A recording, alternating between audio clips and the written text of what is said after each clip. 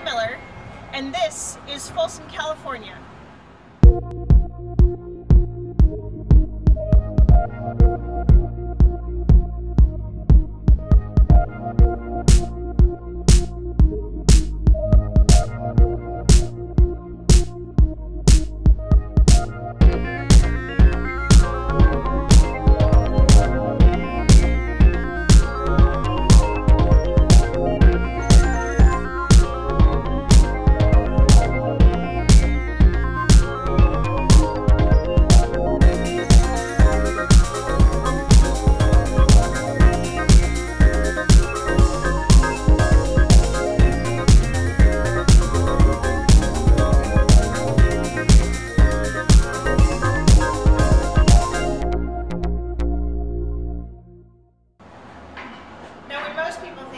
California, they think of Johnny Cash and the Folsom prison.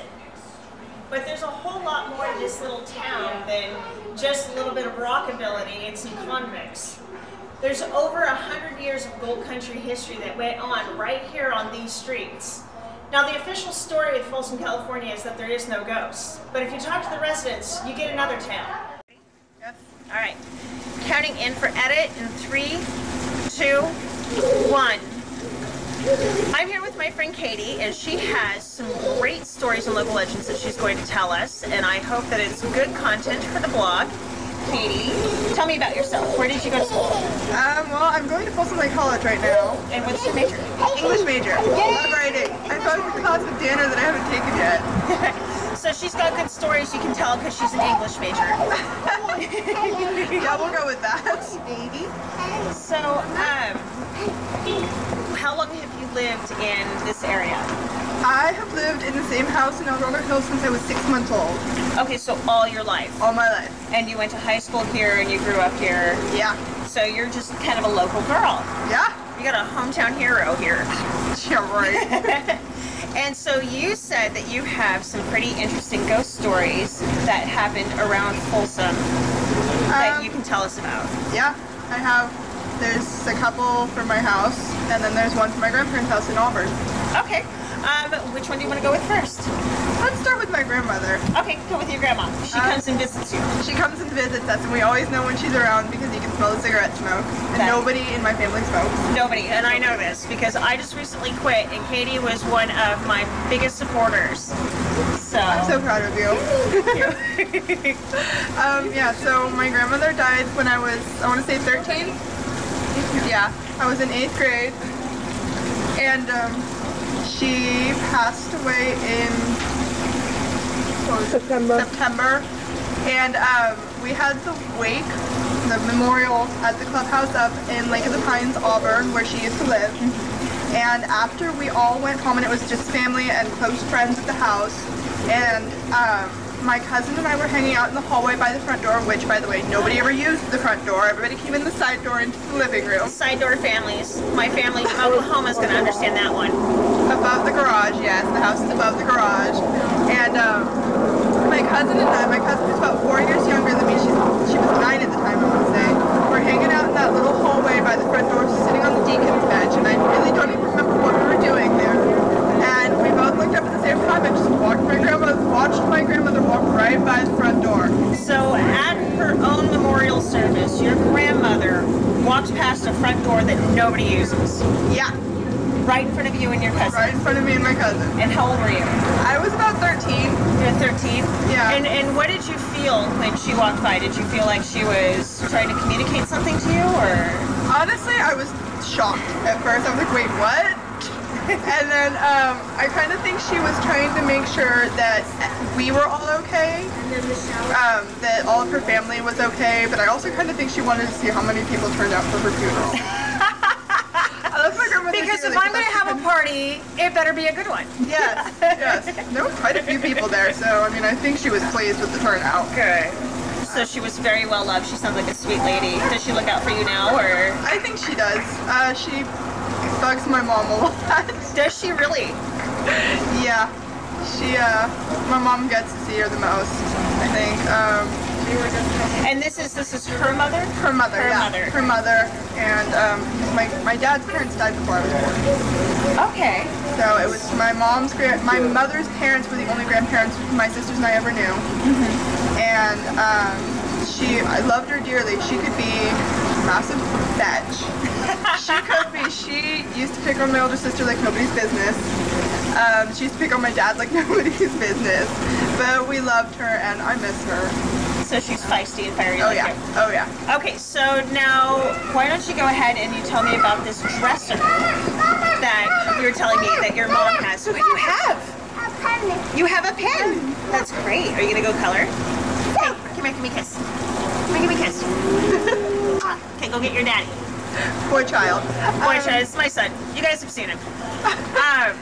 The haunted dresser. Oh The god. haunted dresser that your mom, now tell me, where did she get the dresser? I think it was an antique shop in Old Sacramento. Folsom, Old Folsom. Old Folsom. And it was just this We're going antique dresser with it had the mirror on it and it was like 5 drawers or something like that. Okay. Big, it was pretty. It was just creepy as all heck. And How could a dresser be creepy? like, okay, my older sister, the house that we lived in other words, it was a 2-story house. Upstairs is where all the bedrooms were for the longest time. My little sister and I shared the biggest bedroom over here, and there was a bathroom and then the laundry room, and then my older sister's bedroom was here at the playroom, and my parents' the master bedroom at the end of the hall. So when my mom bought the dresser, I think she actually bought it for my older sister to use and put it in the bedroom. And I didn't like my older sister's bedroom anyway, because I couldn't sleep in there. I think it's just because there was only one window. But after my mom put the dresser in Megan's bedroom, she wouldn't even sleep in there. Really? Yeah, it gave off creepy vibes, and best way to describe it, we didn't want to be around it. I don't think Megan even used it for the longest time. Like, she put stuff on top of it, but I don't think she ever put anything in it. She did? Okay, I guess she did. I don't know, I didn't go into her room, I avoided it like the plague. And then when we all switched bedrooms, Erin moved into Megan's room and Megan moved downstairs. And the dresser moved into the hall. The dresser moved into the front hall, into the upstairs hallway. And then what happened? Did you see anything happen? There was something in the mirror. There was something in the What mirror. happened in the mirror? It's just like if you were looking in the mirror and it's like you could see it out of the corner of your eye. Uh-huh. Or like sometimes like if you weren't paying attention you would just see something like run across the mirror, flash across the mirror. Oh, really? You never had a staring contest I with never it? had a staring contest with it. Did you? You had a staring contest with you. Oh my goodness. I'm going to have you right here next. You're telling me stories. Yeah, see, I never actually full on saw it. I just knew there was something in the mirror. And it moved into the hallway and it lived there for Until TJ moved in. yeah, a couple of years until TJ moved in, and Megan moved out. So TJ got her bedroom downstairs, and my mom decided that since he needed a dresser, because Megan took hers with her, we put that dresser in TJ's room. And none of us had told TJ about the creepy dresser. None of us had told TJ the stories Because about the creepy dresser. when you're gonna pass off a creepy piece of furniture, the only way that you're going to do this successfully is to not tell the person receiving said creepy piece of furniture that it may be haunted and it could possibly cause them bad dreams. Go ahead. Except like a week later, TJ came to me and was like, so there's something wrong with that dresser. And did you laugh at him, or were you like, no, you're crazy? So I kind of laughed at him. And then you told him. Yeah, and then I told him. And what did he say? And oh god, I don't even remember exactly what he said, but it's something along the lines of, wow, thanks for the warning, Katie. So what happened? What did he tell you happened? He just said that he could feel something watching him at night. Oh, that's not good. Yeah. It's a bad dresser. It's never good when your furniture watches you. It's all creepy vibes, all that fun That stuff. is, wow. So where is the dresser now? Is it in storage? Yeah, it's in storage in... Mom tried to sell it at the garage Yeah, she tried to sell it repeatedly. Tried to sell it and nobody bought it. And nobody bought it. She tried to sell it on Craigslist and at the garage sale. And nobody Yeah. bought this creepy Nobody bought the dresser. creepy dresser. My best friend wanted it, and then she decided she didn't. Oh, she decided, she just out of nowhere. Oh, you know what? I've changed my Yeah, mind. she got some other furniture that we had instead. All right.